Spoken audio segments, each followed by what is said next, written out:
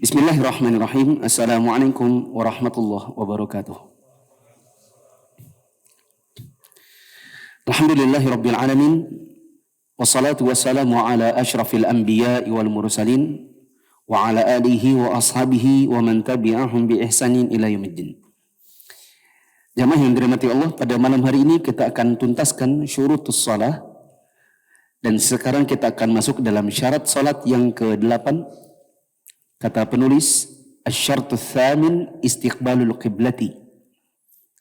Di kitab asli ada di halaman 174, di kitab terjemahan halaman 230.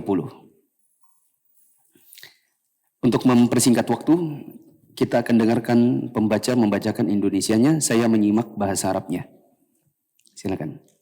Syarat salat yang ke-8, menghadap kiblat.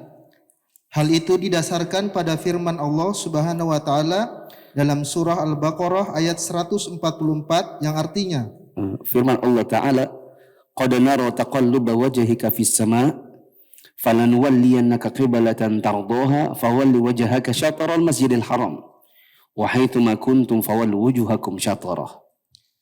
Sungguh kami sering melihat mukamu menengadah ke langit, maka sungguh kami akan memalingkan kamu ke kiblat yang kamu sukai. Palingkanlah mukamu ke arah Masjidil Haram, dan di mana saja kamu berada, palingkanlah mukamu ke arahnya.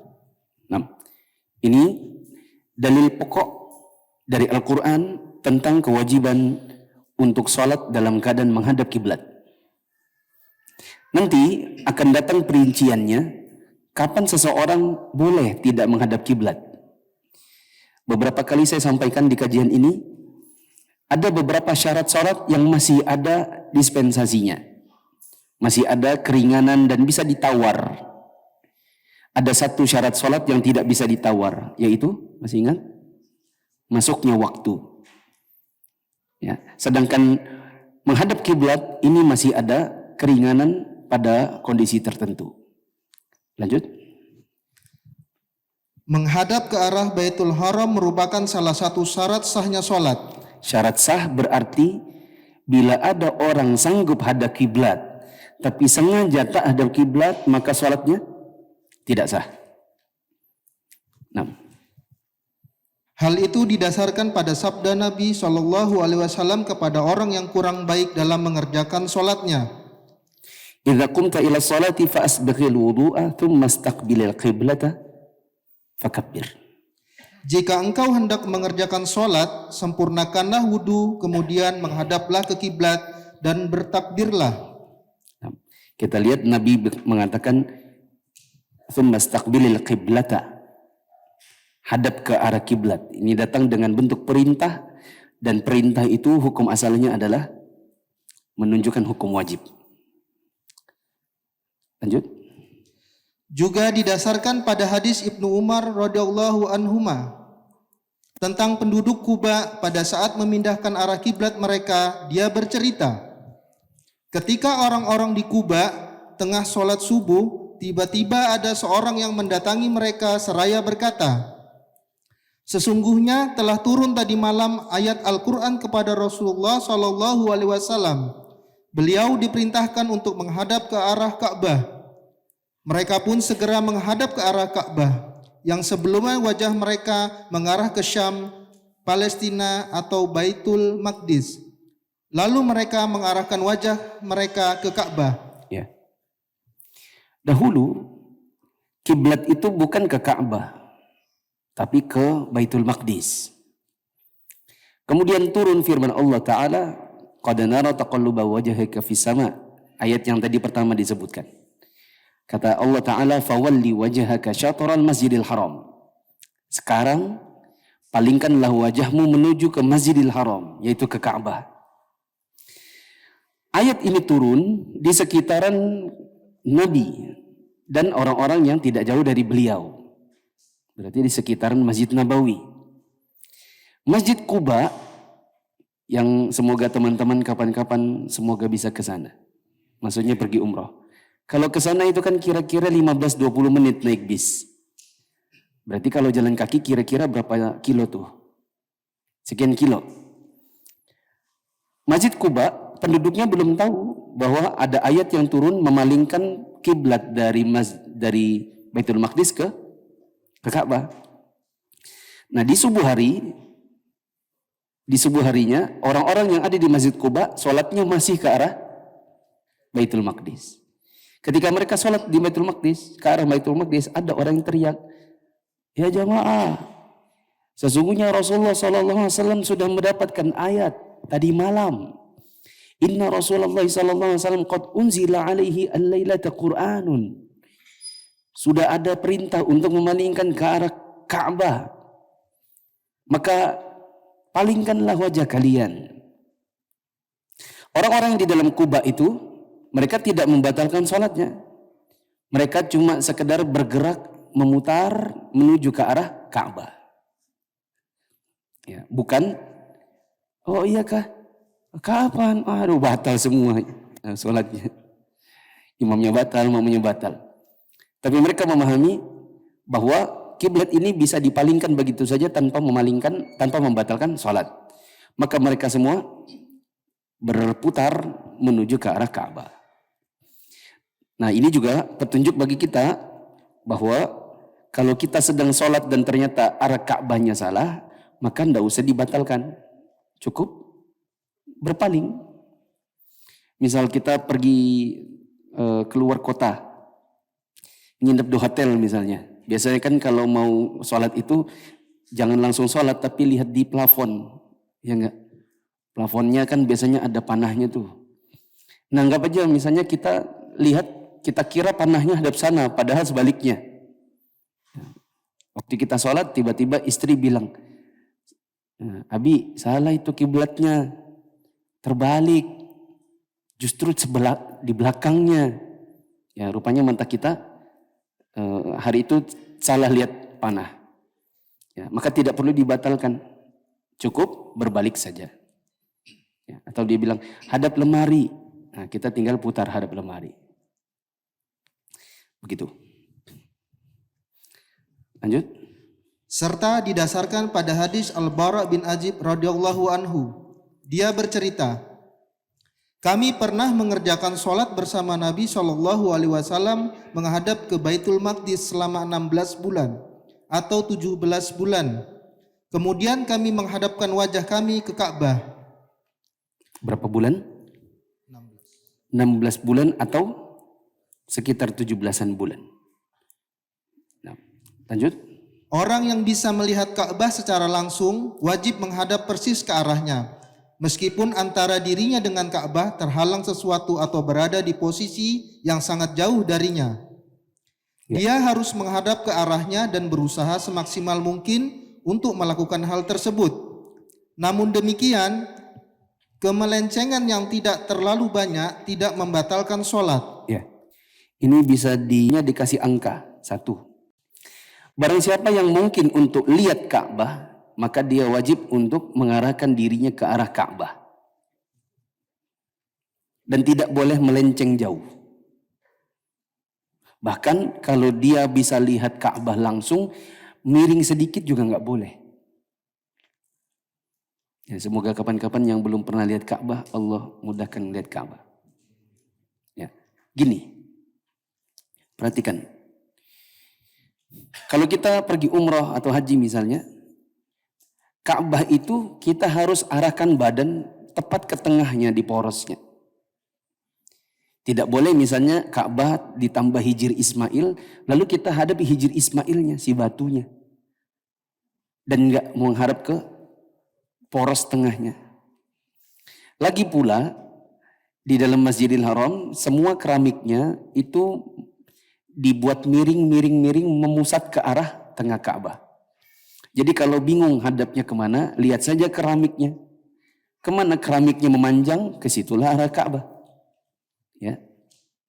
Ya tentunya kalau orang sudah sholat, ketika mulai sholat tentu arahnya mana ketahuan. Cuma kemiringannya itu tepat atau tidak bisa dilihat dari keramiknya. Bisa dipahami ini? Tapi kalau dia memang betul-betul matanya bisa lihat Ka'bah, harus di tengahnya. Tidak boleh miring misalnya ke arah pintu yang mana. Ya. Kondisi yang lain adalah dia berada di dalam Masjidil Haram, tapi ada tembok-tembok yang menghalanginya.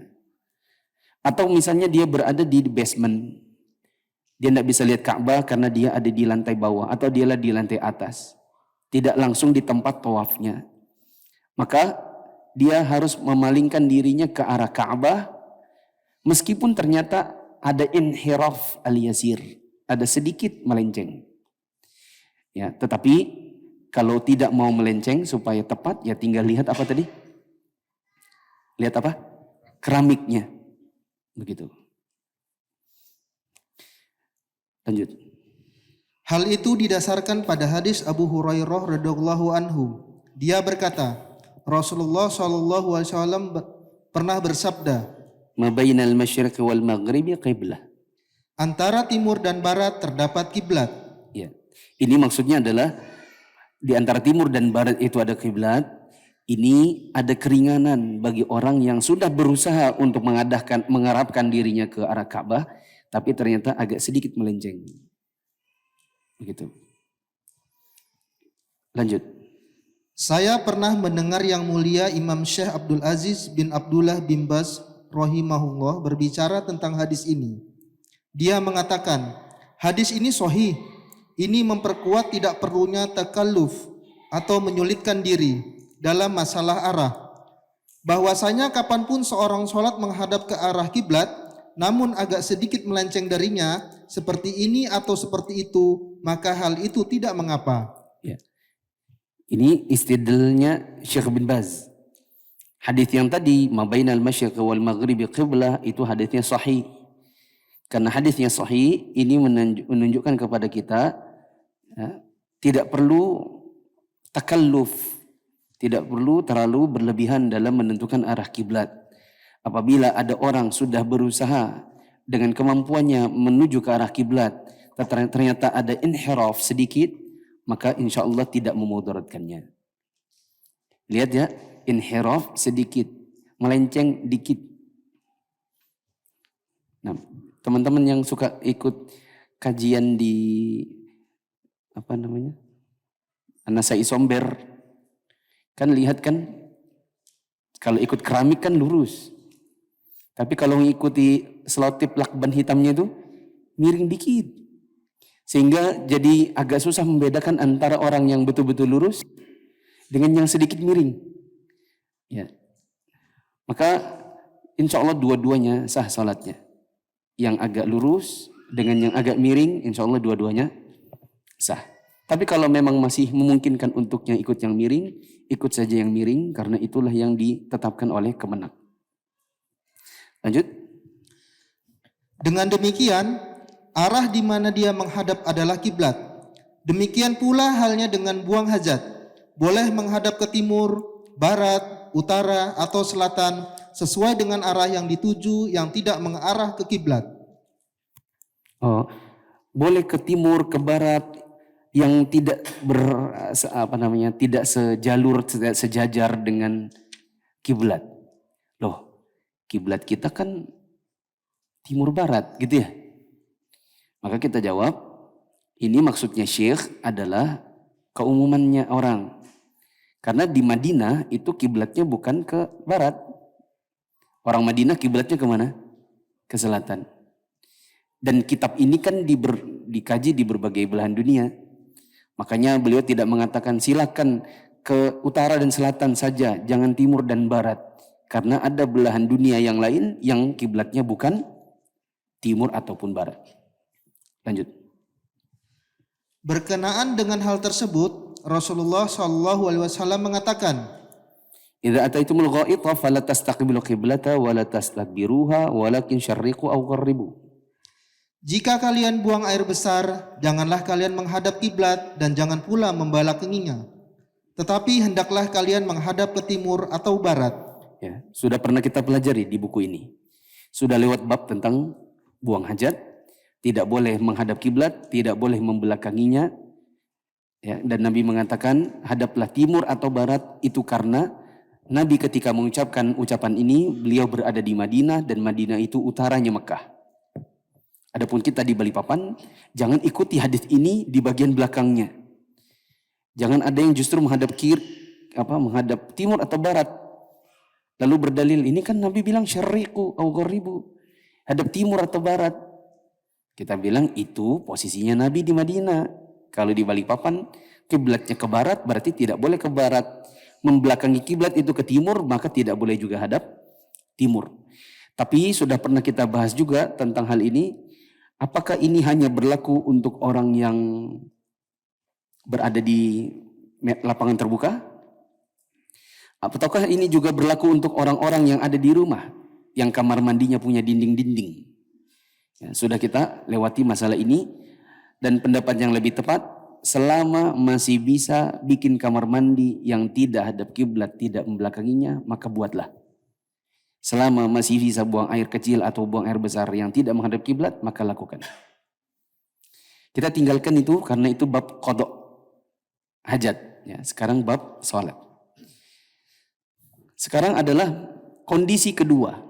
Tadi kondisi pertama, orang yang bisa menentukan kiblat dengan melihatnya langsung.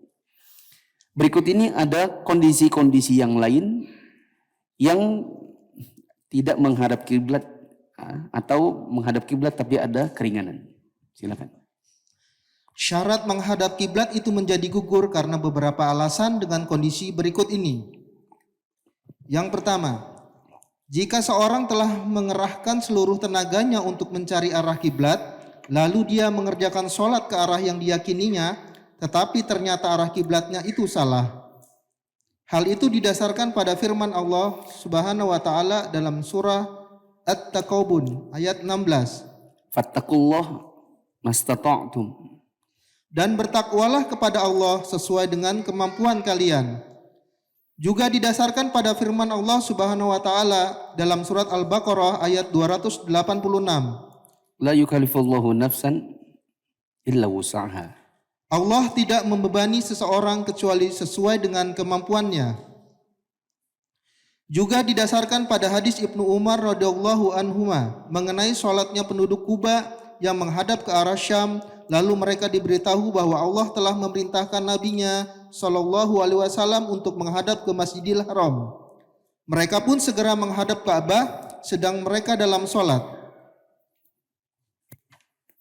Bukti yang menguatkan argumen di atas dalam menguatkan hadis ini adalah bahwa mereka tetap berada dalam sholat mereka dan tidak menghentikan sholat mereka, tetapi mereka langsung berputar ke arah Ka'bah dalam sholat mereka itu.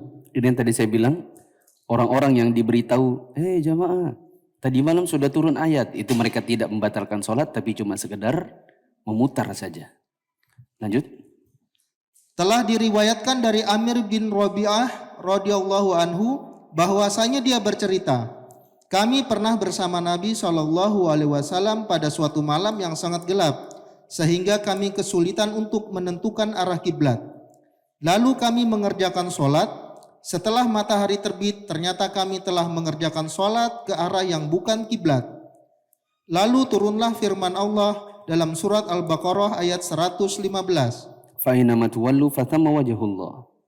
Maka kemanapun kamu menghadap, disitulah wajah Allah. Saya pernah mendengar Imam Abdul Aziz bin Abdullah bin Bas rahimahullah berbicara tentang hadis ini.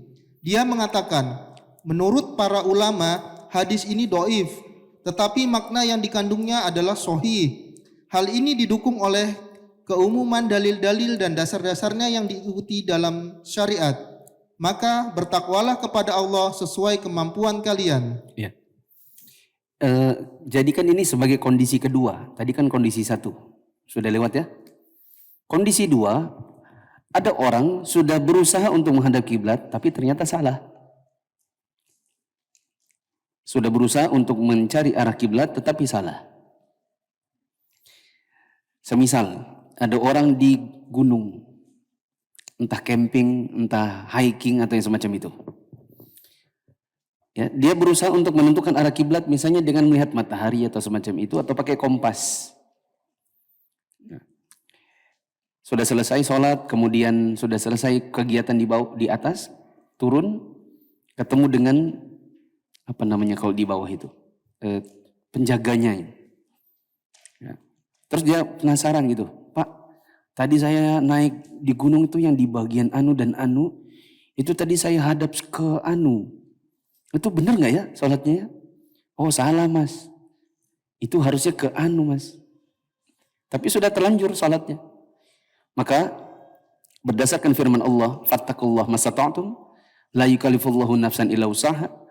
Perbuatan para makmum di Kuba yang kemudian hanya memutar tanpa membatalkan sholat, itu menunjukkan bahwa sholat yang tadi sudah terlanjur dikerjakan dengan kiblat yang salah, padahal sudah berusaha, maka sholatnya sah.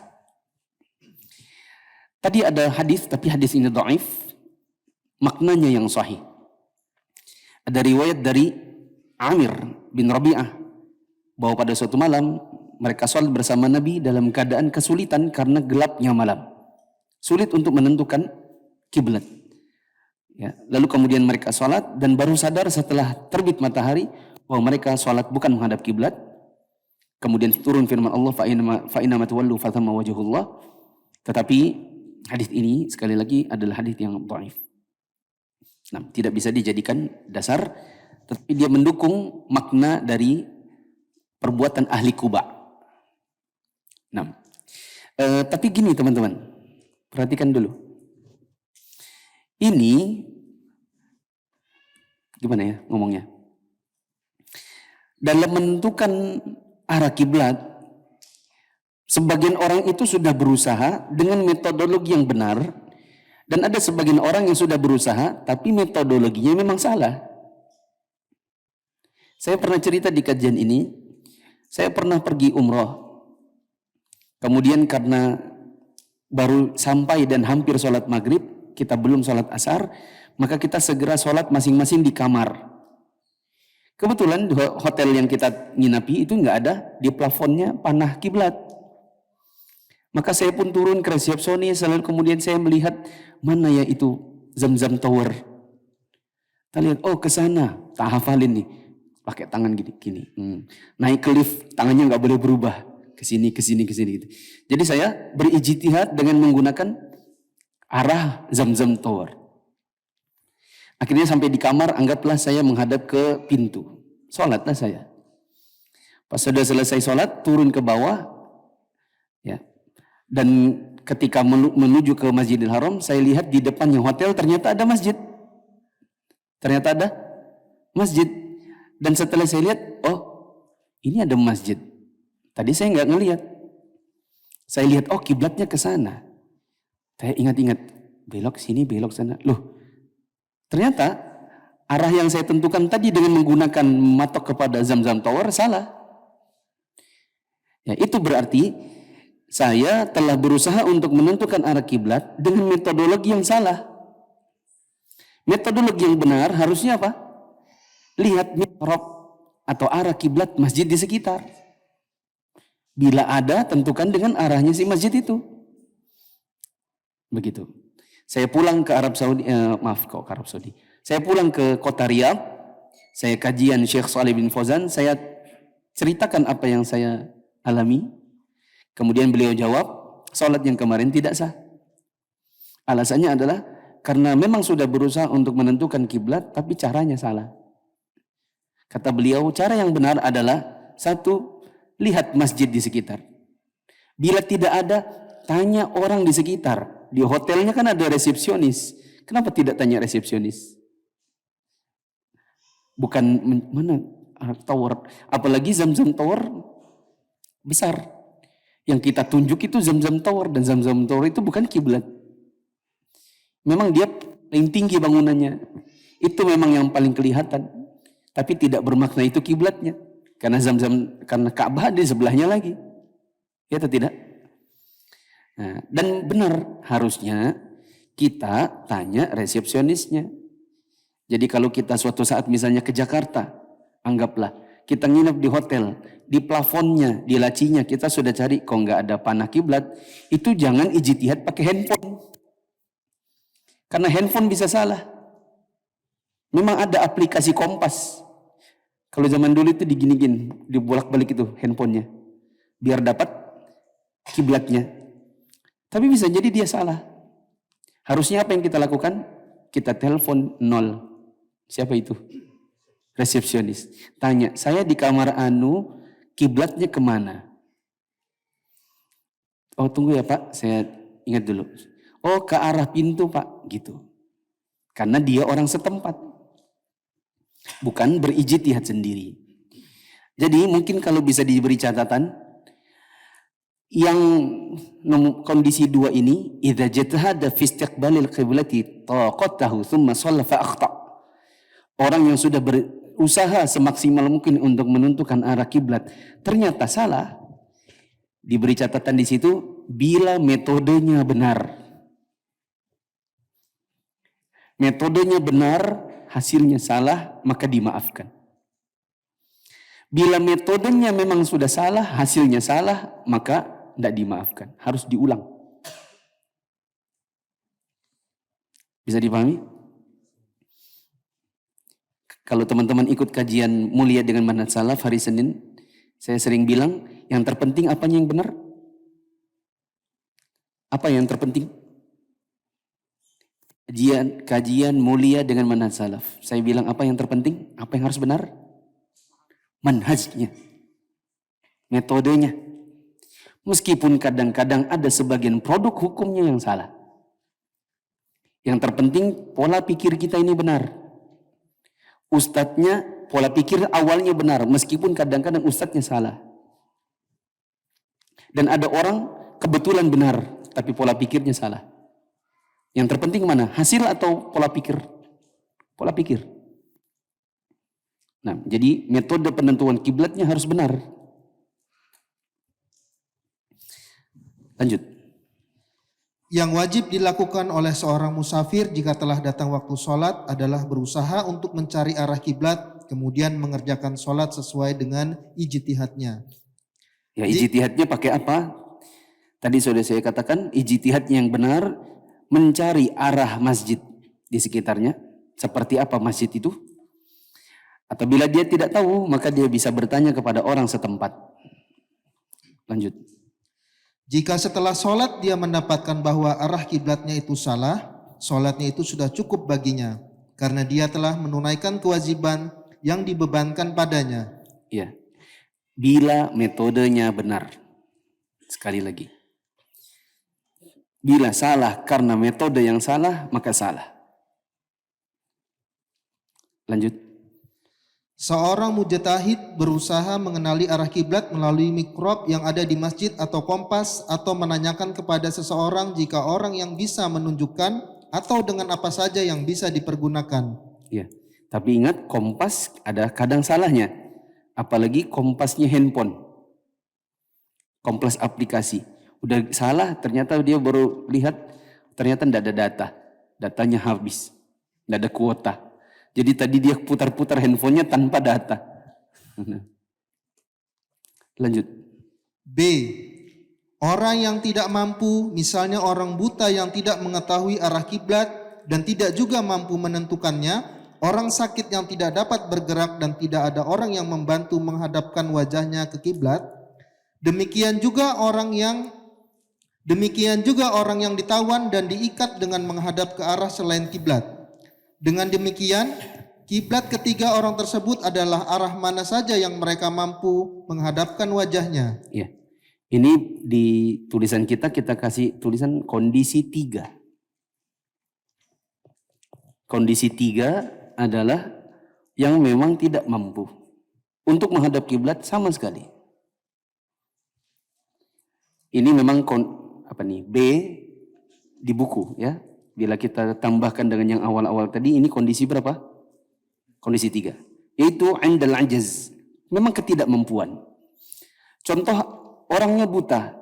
Dan orang buta ini tidak punya penuntun dalam menghadapkan dia ke arah kiblat. Tentu kalau orang buta itu pergi ke masjid, dia pasti benar. Karena pasti ada yang mengarahkan dirinya. Tapi kalau orang buta ini misalnya pergi ke gunung. Misalnya si buta dari Gunung Hantu. Ya, tapi dia muslim. Dia tinggal di sana sendiri, tidak ada keluarga. Dan di matanya itu cahaya itu datang dari mana? Dia berijtihad dengan cahaya sebatas yang sampai di matanya. Ya, maka itu dimaafkan untuk dirinya. Begitu juga di sini dikatakan ada orang sakit yang tidak bisa bergerak, misalnya karena lumpuh dan dia tidak punya keluarga yang memindahkan posisi badannya. Kita sering dengar ada misalnya berita si fulana kasihan sebatang kara digubuk sendirian dalam keadaan lumpuh, tidak ada keluarganya. Misalnya dia muslim, dia sholat tapi sholatnya di atas ranjang, ya, dalam keadaan di situ BAB, di situ BAK, di situ tidur, di situ juga sholat dalam keadaan tidak menghadap kiblat, maka dimaafkan untuknya. Begitu juga orang yang dipenjara, ditawan, lalu diikat dan badannya diarahkan ke yang bukan kiblat, maka baginya sah untuk tidak menghadap kiblat. Dalilnya adalah fattaqullaha masata'tum dan firman dan sabda Nabi SAW, fa idza amartukum bi amrin fa'tu minhu masata'tum wa idza nahaitukum an syai'in fad'u. Jika aku diperintahkan kalian untuk mengerjakan sesuatu, maka kerjakanlah perintah itu sesuai dengan kemampuan kalian. Jika aku dilarang kalian mengerjakan sesuatu, tinggalkanlah perbuatan itu. Ya. Lanjut. C.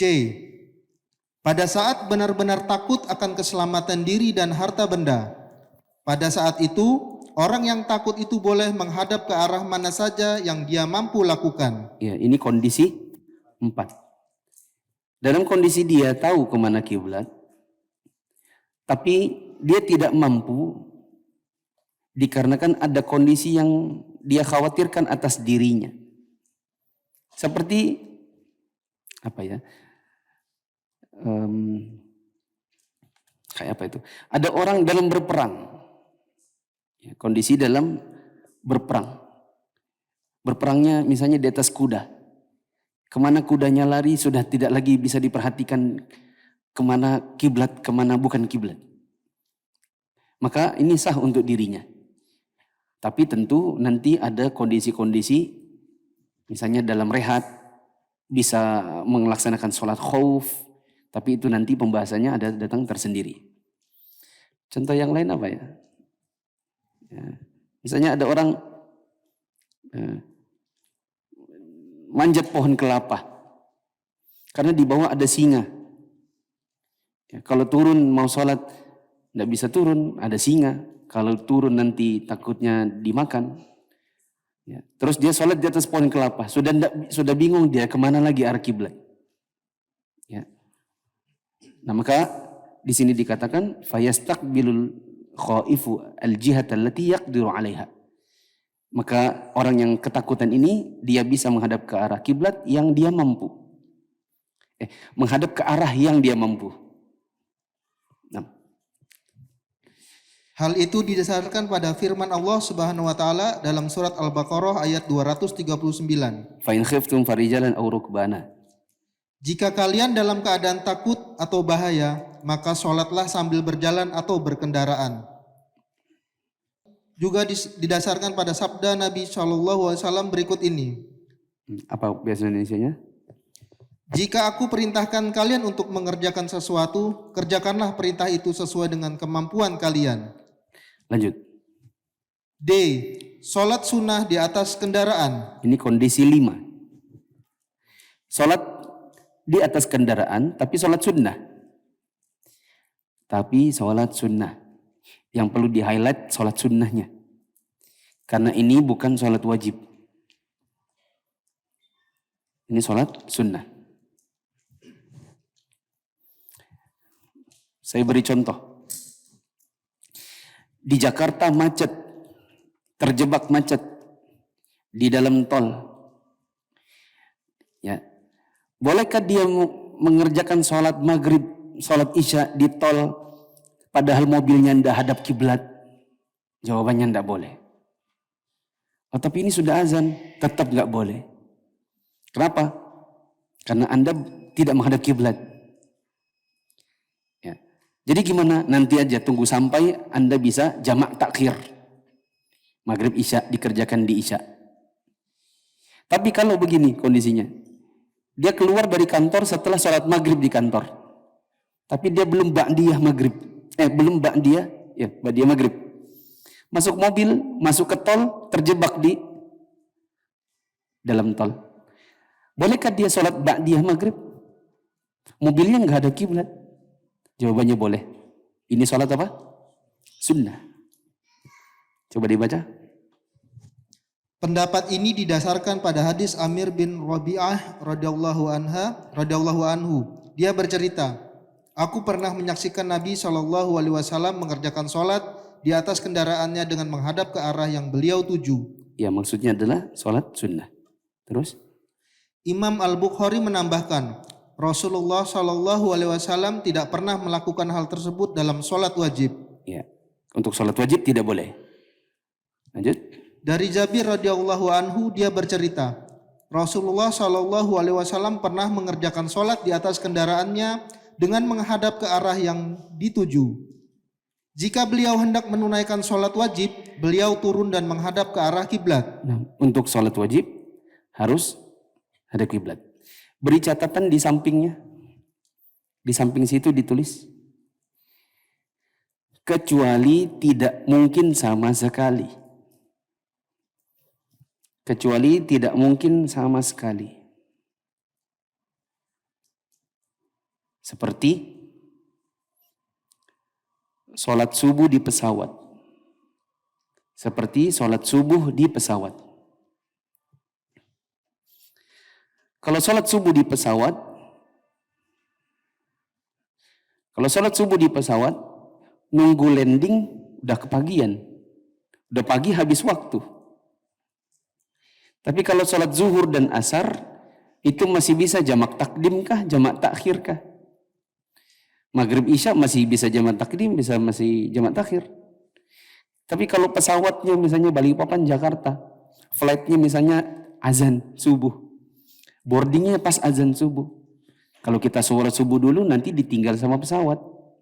Tapi kita masuk pesawat kita belum sholat subuh. Jadi bagaimana? Sholat subuhnya di pesawat.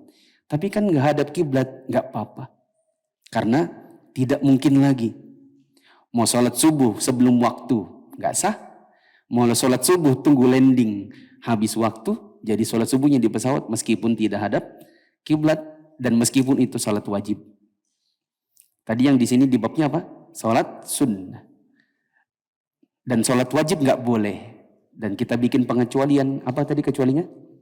Kecuali memang tidak mungkin sama sekali. Contohnya, sholat subuh di pesawat. Anda baru hijrah dan bingung belajar Islam dari mana? Yuk ikut Mia.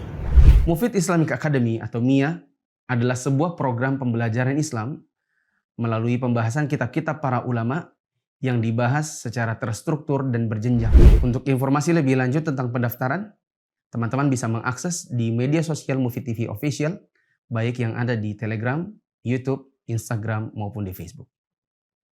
Assalamualaikum warahmatullahi wabarakatuh.